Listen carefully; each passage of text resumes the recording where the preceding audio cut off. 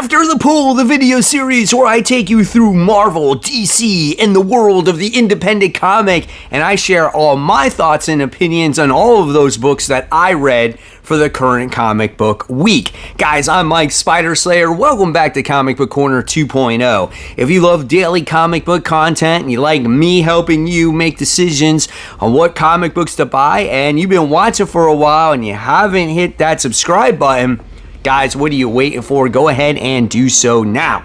So with that being said, I think we got about 15 comic books to discuss this week, so let's get started. Welcome to the world of Marvel Comics. That's where we're starting today, and the first book we're talking about is Giant Size Amazing Spider-Man issue 1. Now, when it comes to Giant Size Amazing Spider-Man, we've always got an oversized issue where it focuses in on one story, and in back of the day, you didn't pay $8 for the comic. Maybe you paid a little bit more money, but my gosh, it's expensive for what it is. Again, it's like an anthology story where you have Kevin Smith, Al Ewing, Chip Zdarsky, like telling their stories when it comes to the Amazing Spider-Man. The artwork in most of the stories was decent, right? We get this one story from Kevin Smith where Spider-Man is battling Mysterio and, his outfit gets messed up and Spider-Man's going to the Fantastic Four for help to try to fix his clothing, which is kind of hysterical. I really liked it. The art was done by Giuseppe Colmacoli. It was light, it was comical, and I liked it. I thought it was a lot of fun. The second story here was not so bad, as it was more like late Silver Age or maybe early Bronze Age, where we have Al Ewing telling this story with Spider-Man dealing with the 616 and maybe how it was created, and he's teaming up with the character by the name of Wynn from that story from the gods that Hickman created, right? And I was like, man, Spider-Man could have teamed up with anybody else but this guy, because why is this guy in this comic book, right? But nevertheless, the story was fun as he tells Spider-Man, like, who was the first Marvel 616 character, and you get this evil creature that comes through that's trying to destroy the time stream, Very Al Ewing-like type of story, but the artwork you can appreciate as, again, it reminded you of those old days of Spider-Man. And the third story was written by Chip Zdarsky, who tries to introduce a new character, which I don't think it's appropriate for a giant-sized comic book. This should really just focus on Spider-Man, right? They tried to be like, oh, you're a new hero and you showed great responsibility. I don't give a crap about the new hero. I just wanted to read this for Spider-Man. The story was okay. It featured Electro, which was kind of cool, but it wasn't what I was really looking for in a Spider book. Right, had an appearance with Iron Man in there. And then the final story was the worst story of them all, just because it focuses on freaking Spider-Verse. I don't need to see Spider-Verse. We get so much of it. It's so overdone, and it's just not needed in this book. Just focus on the guy who started it all, right? So at the end of the day, it wasn't a bad book. It was pretty decent. Couple stories that were just all right, but the first two were fun. So I gave this one a C+. All right, the next book we're going to dive into here from Marvel this week was Deadpool Wolverine versus Nick Fury, right? This is issue 6. This was a great comic. This is just a fun story. Kind of reminds me of like the new Avengers that was released this week. The Red Hulk, which is another one. Wolverine. Like, these are books that have lots of action and the plot is not so in-depth to where it's over your head, right? You basically got Strife here who is looking to remake the world the way he sees it. He's also attached to Apocalypse here. And we get to see him control Wolverine, and Wolverine's out on the mission to go find this helmet. And just along the way, you come across just good fighting action, freaking flying dinosaurs and all kinds of crazy stuff. But the cool thing was that in this book is the confrontation between Wolverine and Nick Fury. That battle was absolutely epic. I really enjoyed it. And then you have to wait and see, does Strife get his helmet back? This has just been a surprising series. I gave this one a B+. The next book we're talking about from Marvel is Eddie Brock Carnage issue 5. Now, we're 5 issues into this. After issue 3, we already got the fill-in artist. And the artist in this book is just not the greatest. It's not what I'm looking for when it comes to this book. The reason why I wanted to read this book was because I think his name is Jesus. God dang, I forgot the dude's name, but it was just really solid, right? And in this book, it just seems like it's kind of already turning its wheels. We're still dealing with this like whole situation when it comes to the airplane passengers that are being held hostage by Carnage, and Carnage has this one up on Eddie Brock, and then Eddie Brock has this back and forth with Carnage, and just like the way they retrieve the passengers in this issue was just a little off. And Misty Knight's thing was she happened to have a cousin on this plane that she was trying to rescue as well. I don't know, man. This book, it's just like, it's gonna need to get better fast or I'm gonna drop it. The first 2 issues when it dealt with Eddie Brock going against this Bushwhacker character was great, but this one just seemed weak. It seemed a little bit generic. I wasn't a fan of this one. I gave this one a D+ this time around. All right. Then we have One World Under Doom. This is issue 5. So the last issue, you got to see non-stop action between Doom doing battle against Dormammu. And in this issue, we had an Avengers like endgame moment where Doom calls in the Avengers, the X-Men. He rescues them from the pocket dimension that they were in, and they all team up against Dormammu, and they're victorious. And this book in the very beginning had lots of action, lots of bright greens in here. And the big thing is Doom throughout this series has been making himself look a lot better and putting the heroes as like secondary or villains, right? And so what happens now? Because in all reality, Doom has accomplished more than any of the heroes I've done in quite some time.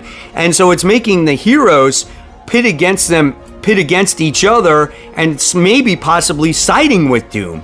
And the good thing about this comic book was kind of like Tony Stark's character. He's like, are you guys insane? Are you absolutely mad? Do you hear yourselves? His last name is Doom, for crying out loud. Like, come on, people. And the other heroes didn't know where to side, but Thor was like all about Doom. And I'm like, really? Would Thor side with Doom?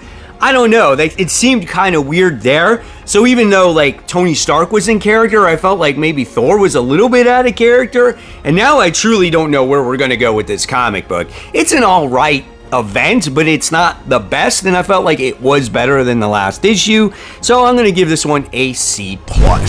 Welcome to the world of DC comic books, and the first book we're talking about today is Supergirl. This is issue 2. We have an imposter Supergirl here as we get Kara, who enters her old hometown, and she realizes there's this phony Supergirl. That's what happened in issue 1. Now, based off of what happened in issue 1, I knew right away who this phony Supergirl was, and this was one of the females that she rescued in the past, right? And so she makes her way to Kara's like own hometown, and obviously she gets powers from the Yellow Sun, and for some reason our writer here wants to give her like a big booty and thick thighs. Like, I don't know what's going on in there, but nevertheless she is the imposter here playing as Supergirl, and it is Supergirl's duty to find out who this person actually is.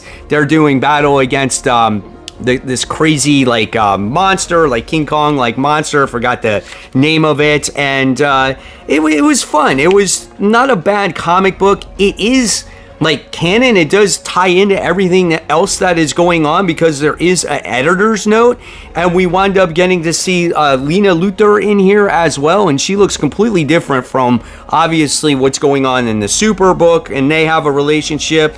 It was a fun book. It's like almost like one of those like guilty pleasure books for me, kind of like She-Hulk, you know what I'm saying?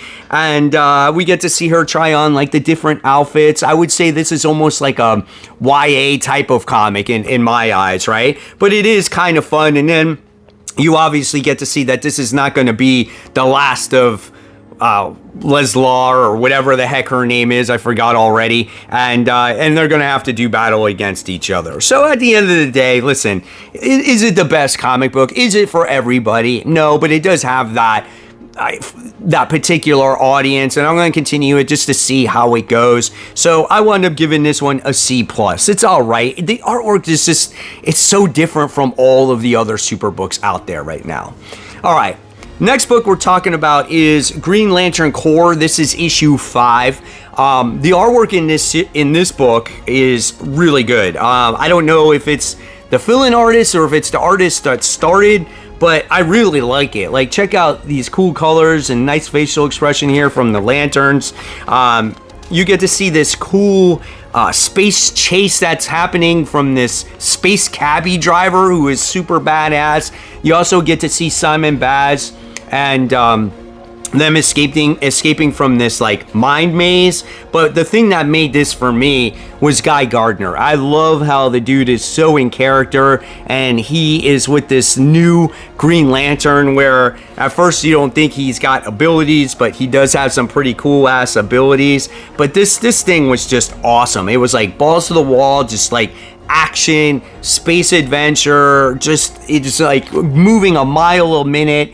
And I absolutely love it. There's a bounty on all the Green Lantern's heads. Like, check this out, man. Like, look at that. That's just great stuff. I just love this book, and I can't wait to see where we go with it. Like I said, it's just like action adventure, and it's cool seeing all these Lantern Corps characters together. I gave this one a solid B. All right, the next one we're talking about here is Batman and Robin. This is issue 22. This book has been on and off for me, and it's funny. It's kind of how I felt with, I've said this before, the Incredible Hulk series. It's written by the same writer, right? Philip Kennedy Johnson. And when it comes to this book, it's this ongoing story with Batman, you know, dealing with this momentum character. Damian, I think, is captured. He's searching for him. We learn about like the past of this character, and for some reason, I put this book down 3 separate times and said, I'll get back to it. I just, maybe I'll get into it more. And as I read this book, like, I just find myself not caring about this particular investigation that Batman is going on and this character. It's just a book, I think, that's just not for me. I started reading it, I dropped it, I picked it up. There was a couple good issues in there with Jason Todd, and now it's just boring to me, right? I don't know, man. Just something I can't get into. So at the end of the day, for me, remember, it's personal preference, I gave this one a D. This was just a bore fest, so I'm not into it anymore. I'm probably going to drop it because I really liked Batman Dark Patterns. It took me a long time to get me to remember to pick this up, but you guys kept on telling me, Mike, you got to pick up Batman Dark Patterns, and this was a good jumping on point because this is case 3 in the series, and we get to see Batman dealing with this fire that has happened, and there's this murder where someone is like inside a dryer, and he's trying to figure out how to solve this murder, right? And we find out that it's through this gang that was like, I don't know, really old, and they could have connections to the Red Hood gang. I mean, it's just creepy. It's a little bit dark, but the way they do the detective work in this comic just seemed to flow a lot better in my eyes than in the Batman and Robin comic book. I love how Alfred's in this comic as well, trying to assist Bruce in here, and he's telling the story of this old gang. Just really interesting as well. I had a blast with this one, so this one in my eyes gets a solid B as well. I'm only sorry that I didn't pick this up earlier. However, the best Batman book for me this week was Absolute Batman issue 9. This is the introduction to Absolute Bane. I think a lot of people been waiting for this since the Absolute Batman series has come out. How brutal is Bane, right? He's this mercenary that does these jobs, and from the very start, the dude is pretty freaking enormous, right? He can pick you up and smash your skull in and have your brains pour out of your ears, and we wind up learning a lot of different things. We wind up seeing that Batman reveals his identity to his friends that are all, you know, villains and whatnot. We get to see that he's working with Barbara Gordon in here as well, as they're trying to find his friend Waylon, which is Killer Croc, and they got to go to Arkham, which is the city beneath, you know, Gotham, and just a lot going on in this book. And did you guys catch the first cameo appearance of Dick Grayson? It's literally at the very bottom of this page, as he is like an EMT. So I thought that was kind of cool. You get to see a little bit more of the relationship between him and Selina. Just some interesting stuff that happens here. And then it's capped off with a great confrontation with Batman and Bane, and oh my god, is Bane just absolutely insane when he turns up the juice in this comic. This is a spoiler in case you haven't seen it yet. In 3, 2, 1, like, look at that. I mean, that is insane. How is Batman going to actually defeat him? Holy cow, this book was awesome. This was one of my favorite issues yet. I gave this one an A+.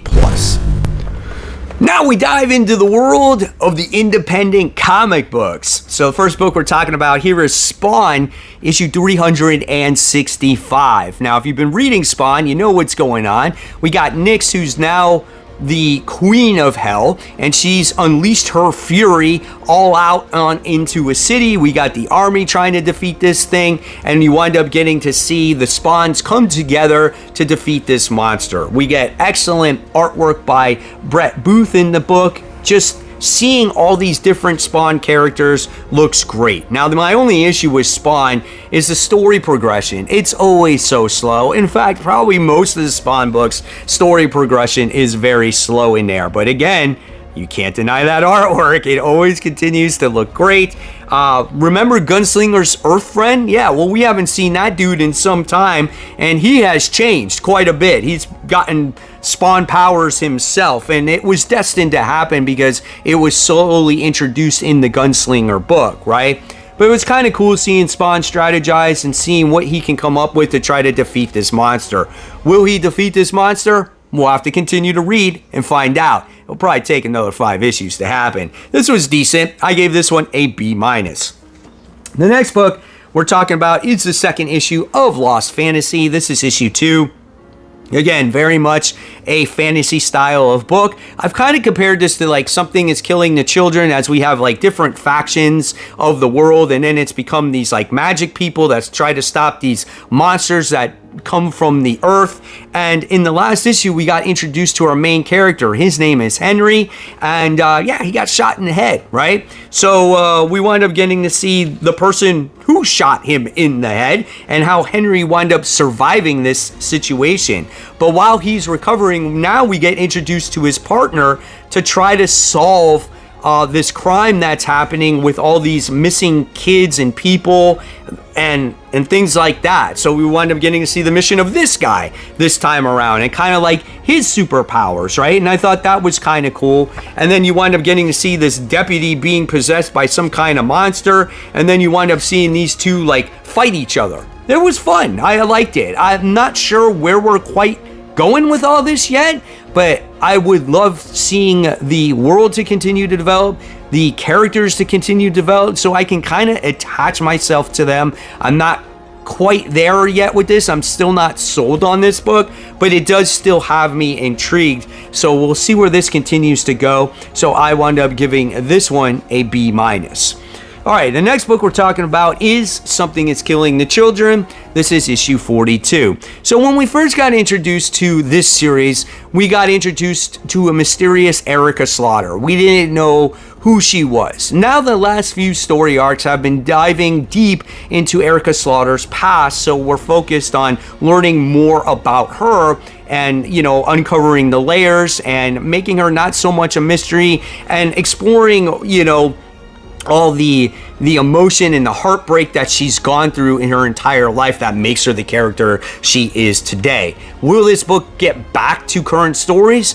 I hope so, because I feel like that's when the book is the best. But in this issue, we wind up getting to see an early mission with Jessica and Erica Slaughter as they go to check into this hotel. And it's actually kind of comical, right?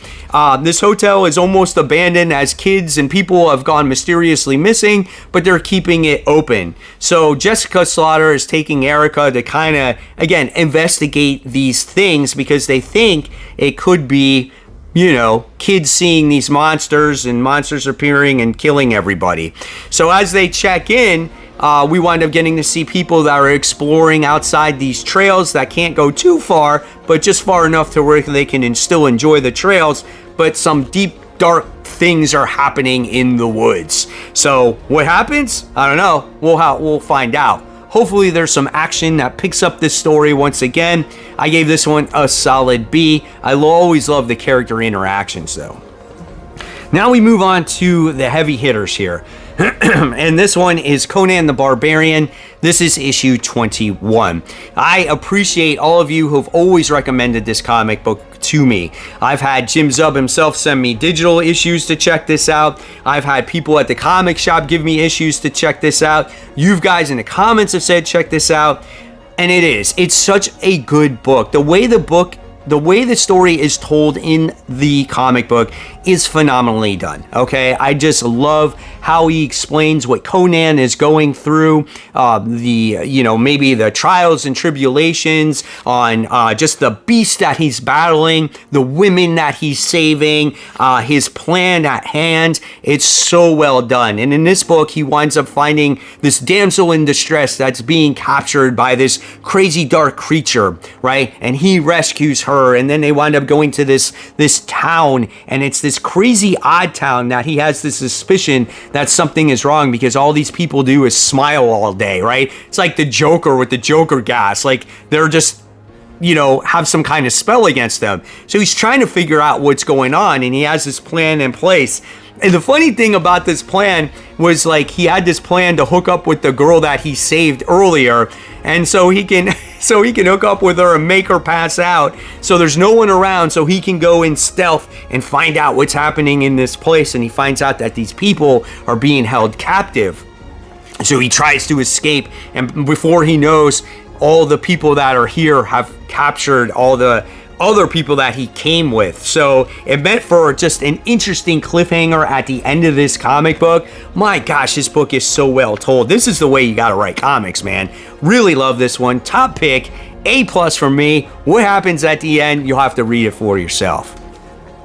Another book that always continues to deliver is Geiger, issue 15. I love the world that this book takes place in. Obviously, it's a post-apocalyptic war world where we've had nukes destroy the Earth. We wind up seeing Tyreek, go nuclear. He is the glowing man. He's gone through this entire world traveling, and he's acquired allies along the way, like Nate the Nuclear Knight, Barney the dog, the two-headed dog, Zigzag the zebra, Junkyard Joe, right? And now you think he's acquired more friends, which is Ashley Darden, but she's got other plans in place. She no longer wants to be the glowing woman, and she has actually armed this nuke to go off to force Tyreek to absorb all the nuclear power, so she is no longer the glowing woman. Oh my god, the emotions that go through this comic book is so well done. Like, look at this 2-page spread as well. So great. I mean, when you see Tyreek possibly dying in this comic and seeing Barney the dog kind of go by his side, oh my god, it was just so emotional. He's like howling, he's like, no, it's just, it's such a good book. Just another top pick. You'll have to see, does Tyreek survive? Does Ashley survive? Where does everything go from here? You'll have to read it to find out. A+, guys. All right, and then we talk about Transformers, issue 21. It's getting closer and closer to the end. We're almost done, as Megatron has now entered the fray, right? He is now fully inserted into the Transformers comic book, leading the Decepticons. Starscream is his second-hand man, and freaking Megatron loves to pick on him and hit him and all this other stuff. But we also get to see this book officially really cross over now with G.I. Joe, as we get to see Doc in here, we get to see General Flag. So this book is getting more and more inserted and crossing over, which is also a lot of fun. But we wind up getting to see the Autobots prepare themselves for the Decepticons' attack, and you do wind up getting to see that happening. And Optimus Prime finds out why he's been going AWOL as of late, just shooting the cannon everywhere and whatnot. Totally awesome comic book. We get to see our fair share of the combiners here. Funny moments between Bruticus and Devastator. We wind up getting to see Superion in here, which is the Autobot combiner. Oh my gosh, this book, just when you think it can't get any freaking better, it just does. Is there any Transformers series that's ever going to pass this book? It's probably not ever going to happen. I just don't see it happening, because Daniel Warren Johnson just really knows how to make great fun in this Transformers world, and he really knows how to capture the emotions from the Transformers himself. Because when you see Optimus Prime in this comic book, the emotion he gives, it's all in the eyes, and that's how you feel what the Autobots go through in this comic as well. It's just so good. I'm trying to find you a page where it shows you Optimus Prime's eyes on him just, please just do what you got to do in order to win. And of course, I can't freaking find it, but it was so good, guys. A+, top pick, must read, gotta read Transformers. So there you guys have it. You went through all the worlds of comics. You went through Marvel, DC, and the indies. Let me know what your favorite comic books were for the current comic book week. And as always, I'll leave you more content right here for you to click on. Support the local comic shops. Keep buying, keep collecting, but always remember, read your comic books so we can have great comic conversation just like we did today. Guys, I'll see you real soon. Bye.